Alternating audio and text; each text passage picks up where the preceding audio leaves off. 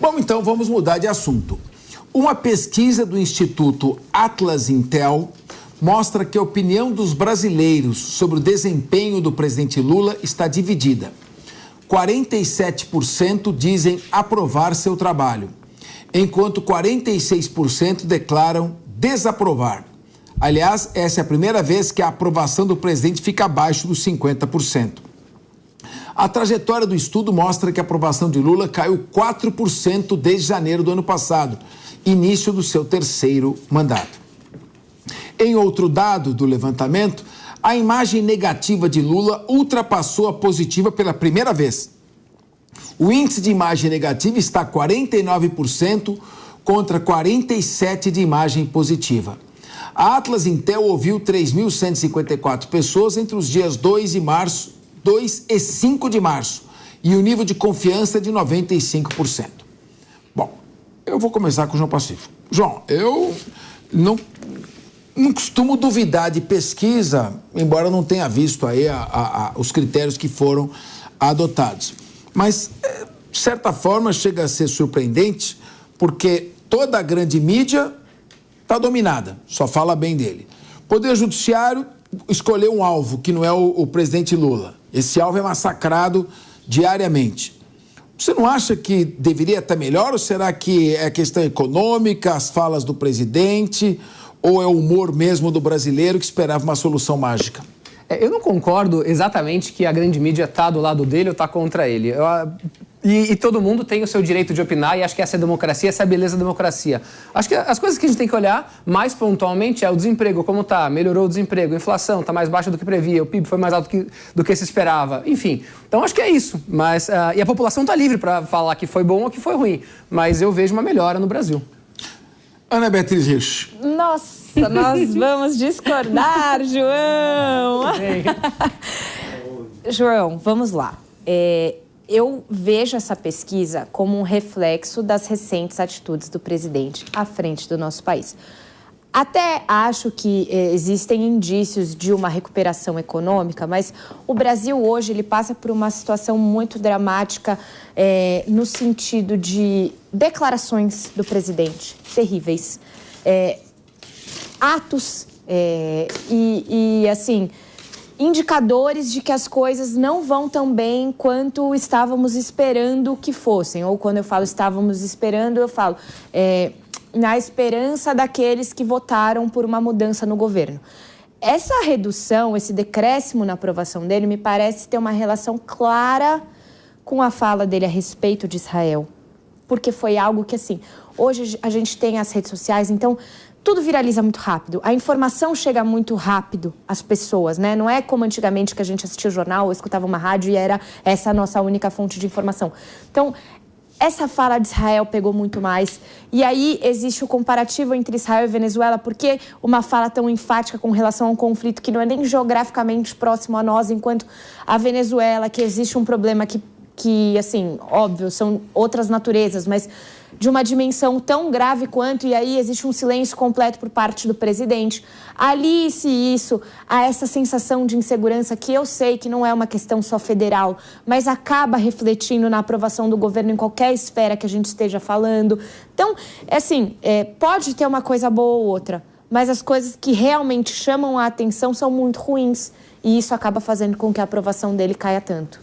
Bom, o meu querido Acácio Miranda, não sei se declaração do presidente sobre a questão da guerra de Gaza tal pode ter jogado tão para baixo assim. Não é só isso não, hein? Acho que é coisa pior que isso aí, hein? Eu acho que há uma frustração, Capês. Primeiro a gente tem que entender o contexto no qual ele foi eleito. Vivíamos e vivemos ainda uma polarização e uma parcela da população, por mais que não morra de amores pelo presidente, votou nele em detrimento ao ex-presidente Jair Bolsonaro. E essas pessoas talvez não tivessem muita expectativa em relação ao presidente Lula. A única expectativa que elas tinham é que ele, de uma forma ou de outra, deixasse de lado as polêmicas e fizesse a gestão do país, nos aspectos econômicos, no aspecto econômico principalmente. Fato é que o presidente Lula não tem deixado as polêmicas de lado, ele próprio mantém a chama da polarização acesa, ele próprio sobrevive desta chama da polarização e aquelas pessoas que, repito, olharam para ele e para o Bolsonaro e o acharam o menos pior, estão todas decepcionadas, porque perceberam que no final das contas, os dois têm muito mais predileção por falar do que por agir. E o Brasil continua enfrentando todos os problemas que enfrentava antes das eleições de 2022. Acho até que hoje nós enfrentamos uma tendência que vai continuar se repetindo. Esses índices continuarão de rejeição ou de decepção. Eu acho até que seria muito mais válido se fosse decepção do que rejeição. Eles continuarão existindo, porque olhando para um e olhando para outro, para a grande maioria da população dá na mesma. Minha querida Mônica Rosenberg, isso se somar que o déficit nominal foi superado de R$1 trilhão, eu acho que a questão também é ligada à gestão econômica, à gestão política junto ao Congresso Nacional, a postura do presidente viajando bastante, maus exemplos em termos de gastos pessoais, reforma, embora isso seja insignificante no orçamento, isso cria uma imagem muito ruim, gastos com reforma do Palácio do Planalto, Palácio da Alvorada, de viagens. Esse descuido com a imagem também tem uma repercussão muito ruim no país. Sem dúvida, é um pouco o que a Ana colocou, né, do dano oral, certamente existe, e essas falas são muito ruins, assim como eram com o presidente Bolsonaro, ele também tinha falas que eram terríveis, mas, a meu ver, o problema grande aí é a expectativa do brasileiro, essa mania do brasileiro de achar que nós vamos eleger alguém e ele vai vir resolver todos os problemas. Quando era em 2018, Bolsonaro ia acabar com a corrupção, ia acabar com toda a sacanagem, e aí essa pessoa se elege e é claro que não consegue acabar. Bolsonaro fez muita coisa boa e fez muitas coisas erradas, e aí teve muita gente ali que se decepcionou. Ele não resolveu, ele não fez... Mônica, é que nós estamos perguntando o Lula, não querendo me meter na sua fala. Mas é para mostrar que é uma coisa do brasileiro. Ele acertou em muitas coisas, mas decepcionou muita gente, que daí essas pessoas migraram para o Lula. Muita gente que defendeu ferrenhamente Bolsonaro em 2018 acabou depois defendendo o Lula, porque acreditou que a decepção com o Bolsonaro e que agora Lula vai resolver tudo e que ele vai resolver todos os problemas. E, obviamente, que não vai, da mesma forma que o Bolsonaro não conseguiu resolver tudo que prometeu. E aí o Lula, que apesar de ter criado uma expectativa errada, o mercado achava que ele ia ser muito pior do que ele está sendo. As previsões eram muito piores, muito terríveis. Porém, ele continua, tudo isso que você falou, Capês, ele continua errando nas viagens, errando na forma como se coloca, errando até na gestão da diversidade, das coisas que ele prometeu, dos Yanomamis, nós temos falado aqui. Então, a decepção daqueles que votaram nele, que são esses oscilantes, não, agora um vai resolver, não, agora o outro vai resolver, essas pessoas se decepcionam muito rapidamente e passam a ter raiva daquele que elas tinham esperança que ia resolver tudo, porque, gente, nenhum nem outro vai resolver enquanto nós não fizermos uma reforma que seja profunda e que seja estrutural. Posso trazer uma informação que muitos ouvintes e telespectadores não vão gostar? Por favor. Mesmo com os índices consideráveis de rejeição, a maior parte dos entrevistados avaliam que em todas as áreas de gestão petista ainda tem um desempenho melhor do que no governo Jair Bolsonaro. Então, acho que vai muito em linha do que a Mônica falou. Às vezes tem uma expectativa muito grande das pessoas, mas se você for comparar, as pessoas estão achando ainda melhor do que teve antes. É que o melhor claro, é muito ruim, né? Não é isso. É claro, não teve uma pandemia durante o governo Lula, teve uma pandemia durante o governo Bolsonaro. É que não pode... Quem está nos acompanhando aqui não é bobo. Agora, é claro que a Mônica Rosenberg, Bia, coloca bem a questão de você termos líderes carismáticos, líderes populistas, faz com que a política esteja centrada muito mais em pessoas do que em projetos, em planos, em instituições. E aí, como o voto é da pessoa, é fácil ele pensar, eu sou o cara, eu posso fazer o que eu quiser, posso falar o que eu quiser, porque eu sou o cara. Bia, você ia falar?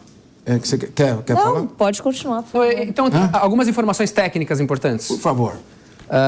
O Brasil tem uma coisa que chama rating, que é a nota de crédito do país. Como que é a imagem do país lá fora, tecnicamente? Tem 3 agências internacionais que elas dão nota. E a agência do Brasil, as agências melhoraram a nota do Brasil em 2023. Então, para o mundo, o risco de crédito do Brasil está mais baixo do que estava antes. Isso é tecnicamente, eu estou falando. Tá? Mas para o mundo, vai perguntar aqui na rua se as pessoas estão satisfeitas. O salário mínimo aumentou.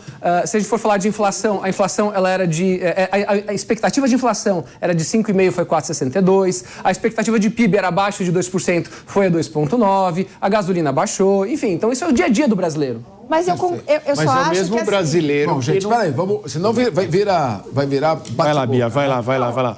Eu só acho que tudo isso ainda é muito pouco, e eu concordo com a Mônica, que a gente não vai resolver de um governo para o outro, mas é que ainda é muito pouco, por isso que as pessoas têm a sensação de que está tudo muito ruim. Não, o João Pacífico traz alguns dados técnicos, é um esforço tocante, emocionante que ele tem de tentar mudar o resultado da pesquisa. O fato é que a imagem é negativa e o rating, a imagem do crédito brasileiro no exterior melhorou, mas nós estamos com déficit de quase 300 bilhões.